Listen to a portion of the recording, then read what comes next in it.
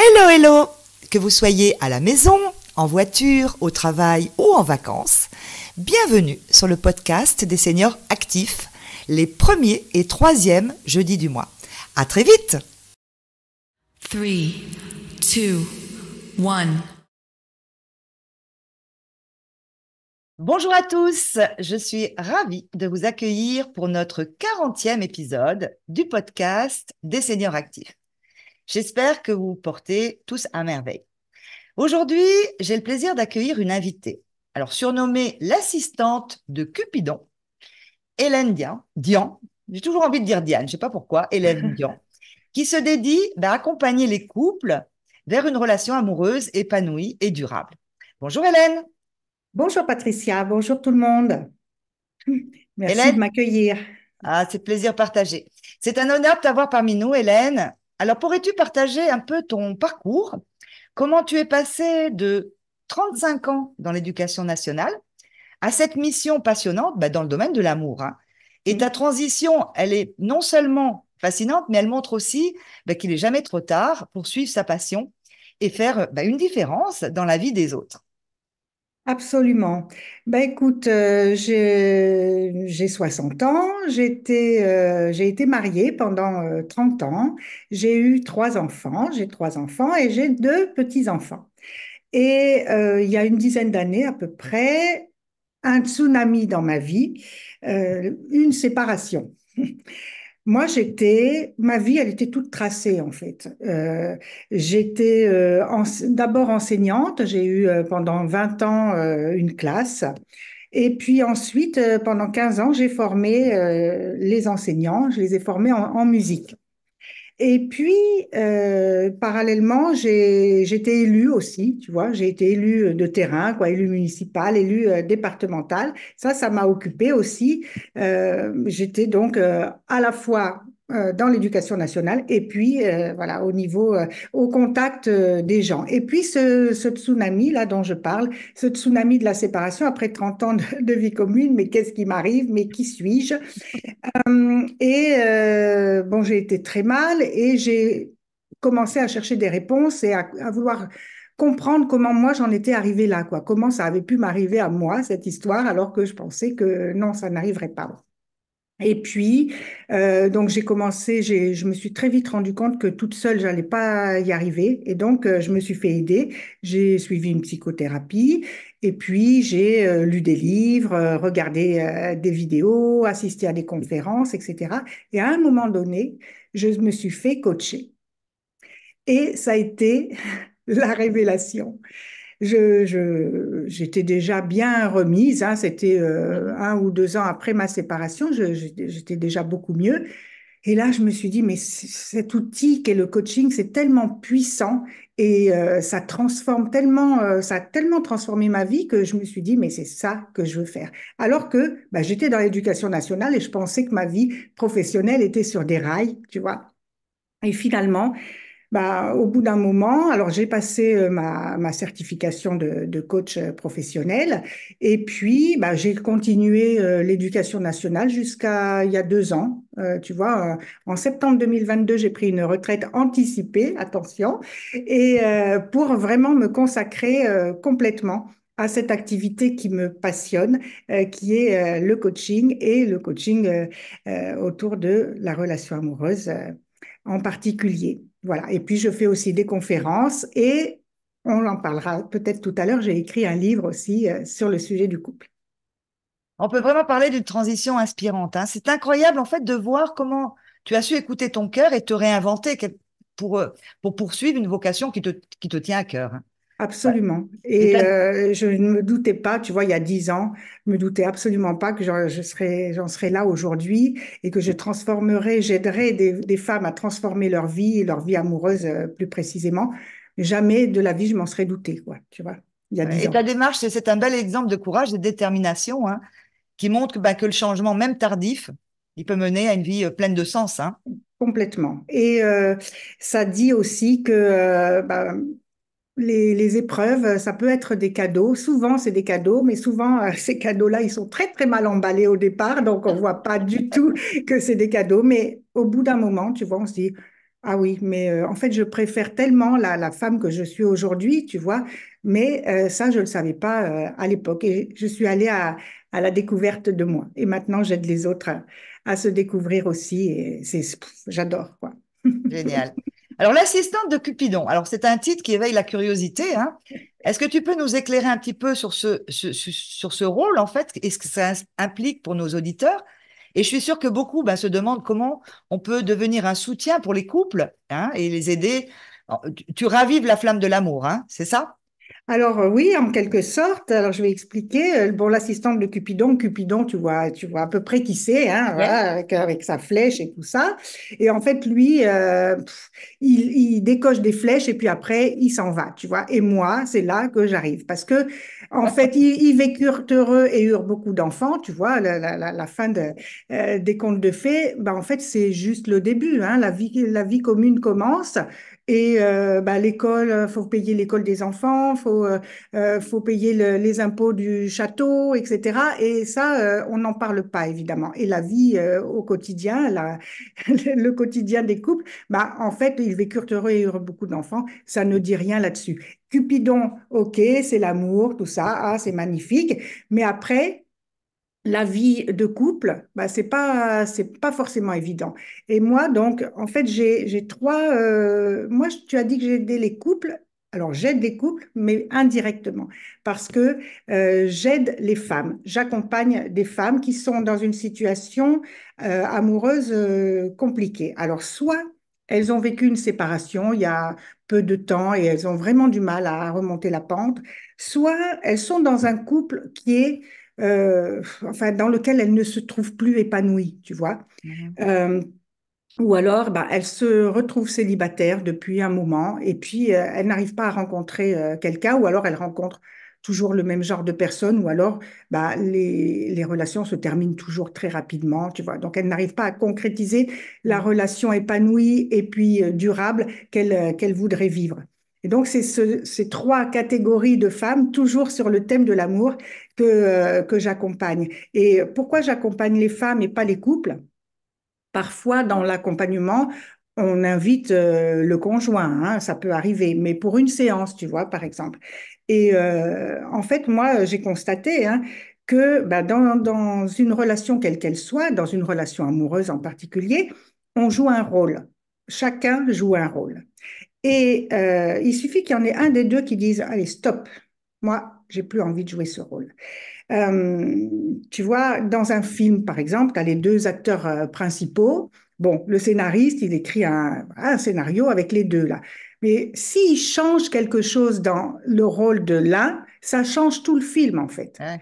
Et Mhm. ben, c'est ce que je propose, en fait. C'est changer, parce que souvent, ce sont les femmes qui font la démarche, de toute façon, hein. Souvent, les femmes se disent, ben, je suis pas heureuse, je suis plus heureuse en couple. Les hommes peut-être parfois s'accommodent plus ou tu vois ou Mhm. acceptent ou et puis les femmes en termes de psychologie, elles sont plus volontaires bien Mhm. souvent.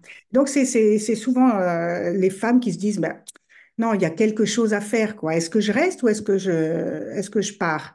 Et en Mhm. fait, ben, bien souvent, elles restent, mais elles changent leur relation sans changer leur partenaire. Donc, ça fait quand même une économie d'énergie, de finances, bon, et de temps, hein, tu vois.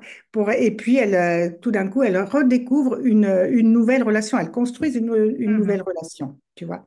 Donc, c'est pour ça que je dis oui, j'accompagne des femmes et évidemment, ça aide les couples.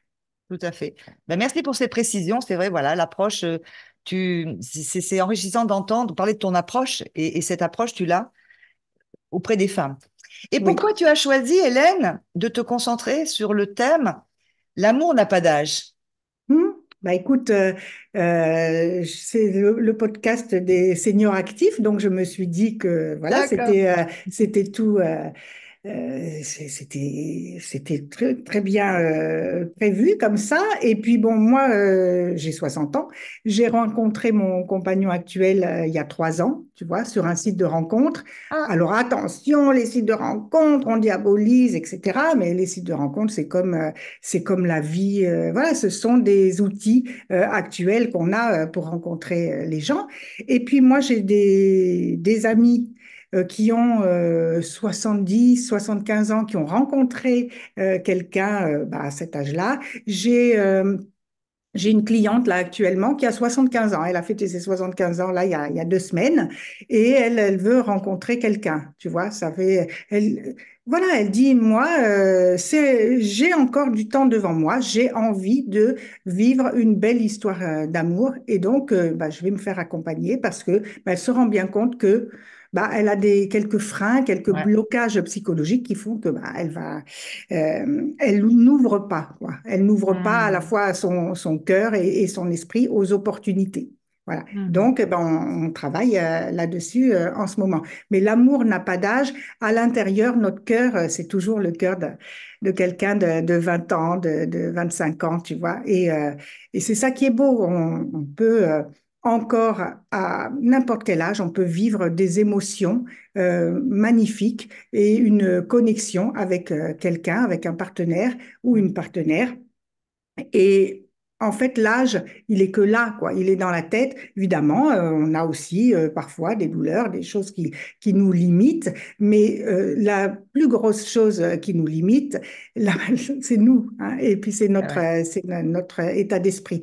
Donc, c'est pour ça que j'avais envie de proposer ouais, ce thème-là, l'amour n'a pas d'âge, parce que vraiment, j'en suis tellement persuadée. Il y a tellement d'exemples qui le montrent. Et parfois, c'est moqué aussi, hein. Tu vois, des seniors qui ont 75, 80. Et j'en ai même vu, j'ai vu là récemment un vétéran là qui avait, je sais plus, 100 ans ou qui se mariait avec une jeunette de 95 ans, tu vois. Et alors oui, ah, c'est beau tout ça, mais il y a des gens qui se moquent parce qu'en fait, je sais Non, pas, le bonheur parfois on le moque, mais moi je trouve ça magnifique et je trouve que oui, ne pas se mettre de limites, même avec l'âge, ne pas se mettre de limites pour aimer. Voilà, je trouve ça magnifique. tout à fait. Le mot magnifique, tu vois, je vais rien dire d'autre. À tout âge, voilà. Et est-ce que tu aurais des petits conseils à partager pour ceux qui cherchent à trouver ou on peut dire raviver l'amour après 50 ans? Des petites clés. Alors là, tu parles dans un couple où c'est la monotonie Voilà. ouais, qui s'est installée, tout ça, oui. Déjà, travailler entre guillemets, son estime personnelle et sa confiance en soi, soi-même, quoi, déjà, et ne pas attendre de l'autre qui vienne nourrir cette confiance, cette estime personnelle. Parce que de toute façon, il n'arrivera jamais à la nourrir autant que nous-mêmes. Si on attend de l'autre qu'il prenne soin de nous, c'est bien légitime, mais prenez soin de vous, déjà de vous, de votre corps, de votre esprit, de votre santé physique et mentale, avant de demander à quelqu'un d'autre de prendre soin de vous. Voilà. Déjà, une personne équilibrée, épanouie elle-même dans le couple, ok, dans le couple, mais d'abord qu'elle prenne soin de soi, d'elle, qu'elle prenne soin de sa santé, comme je disais, physique et mentale. Une deuxième clé, alors quand vous êtes en couple depuis longtemps, en fait, vous avez l'impression que vous connaissez l'autre par cœur. Oh, de toute façon, il va réagir comme ci ou elle va dire ça ou machin. Et en fait, c'est extrêmement limitant, ça. Si vous décidiez de redécouvrir l'autre. Parce qu'en fait, celui ou celle que vous avez connu il y a 50 ans, c'est plus la personne qui est en face de vous maintenant, qui est dans votre lit. Bien sûr, en 50 ans de vie, elle a évolué, encore heureux. Ouais. La vie est passée avec certaines épreuves, avec des expériences qui ont modifié qui était cette personne. Et vous êtes souvent resté dans l'image que vous aviez de cette personne quand vous êtes connu à 25 ans. En fait, c'est plus du tout cette personne. Donc, posez-lui des questions sur qui elle est, sur ce qu'elle pense. Elle ou il, hein, je parle de la personne en face de vous. Et puis, quand vous lui posez des questions et que cette personne répond, écoutez-la pour la comprendre.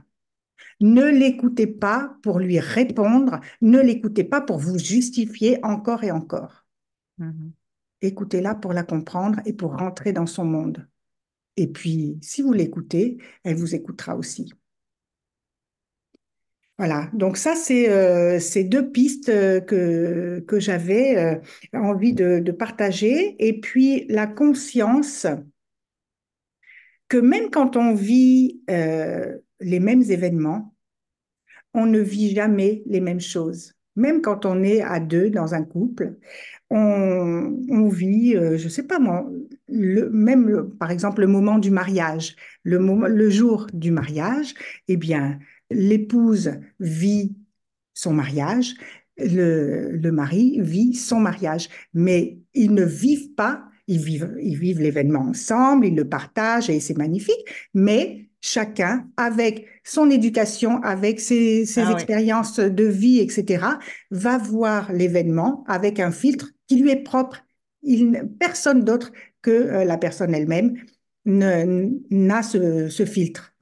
Et donc, il y a une phrase que je dis dans mon livre qui est, il n'y a pas un monde avec 8 milliards d'êtres humains, il y a 8 milliards de mondes avec un être humain à l'intérieur.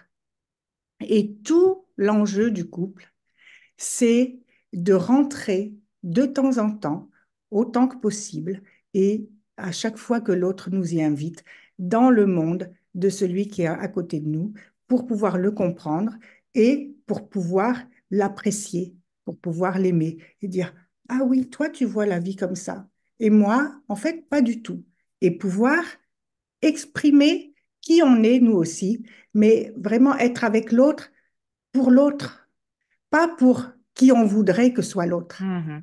Hein. Au bout de 50 ans, euh, si on n'accepte pas qui est l'autre, alors là, tu vois, on peut rien faire. Il faut vraiment s'ouvrir et ouvrir son cœur et changer d'état d'esprit. C'est ce que je propose à mes clientes quand elles viennent et qu'elles me disent, ah, il est comme ça, il ne m'écoute pas, on n'a plus jamais de conversation, etc. Et je leur réponds, et toi, qu'est-ce que tu fais pour vivre la relation amoureuse que tu as envie de vivre? Qu'est-ce que tu y mets dans cette relation de couple? Mm. Eh oui. Et ça pourrait être le mot de la fin, mais je vais quand même te laisser un mot de la fin. Quelque chose dans ton livre que tu aimerais partager avec les Alors, auditeurs. oui, alors ça sera pas quelque chose dans mon livre parce que j'ai pris déjà la... Tiens, j'ai pas montré mon Ah, livre, bah oui, il est là, oui. voilà, mon livre. Et si on restait ensemble, sauver Et, son couple pour le meilleur, il y a 10 chapitres et dans ces 10 chapitres, vous trouverez des pistes bah, pour changer de regard sur vous, sur votre relation et sur votre partenaire. Alors, moi, il y a quelque chose, il y a une citation que j'aime beaucoup qui n'est pas de moi. Hein. Là, j'ai dit, voilà l'histoire d'un 8 milliards de mondes, tu sais, ouais, là, c'est dans ton livre, une oui. personne, Mhm. ça c'est dans mon livre. Et une citation de Dale Carnegie qui dit, ce n'est pas ce que vous vivez qui vous rend heureux ou malheureux, c'est ce que vous en pensez. Et moi, ce que je travaille avec mes clientes, c'est la manière dont elles vont appréhender les situations qu'elles sont en train de vivre et leur permettre de prendre de la hauteur pour à la fois voir le problème, mais surtout voir toutes les solutions Ouais. qui sont autour et qu'elles ne voient pas quand elles ont le nez dans leurs problèmes. Quelle belle réflexion. Merci encore, Hélène, pour avoir partagé bah, ton expertise et ta lumière hein, avec nous. Avec grand plaisir. Alors, je vous invite à suivre Hélène sur ses réseaux sociaux hein, pour plus d'inspiration. Alors, Jean-Luc, qui veille à la technique, ajoutera bah, les liens utiles hein, dans le générique de fin. Et je vous donne rendez-vous le jeudi 1er août pour notre prochain épisode, le dernier de la série sur le stress. On verra un petit peu l'impact du stress sur le corps et on continuera un petit peu à explorer des solutions naturelles. Ne le manquez pas. À très bientôt et surtout, prenez soin de vous, les amis.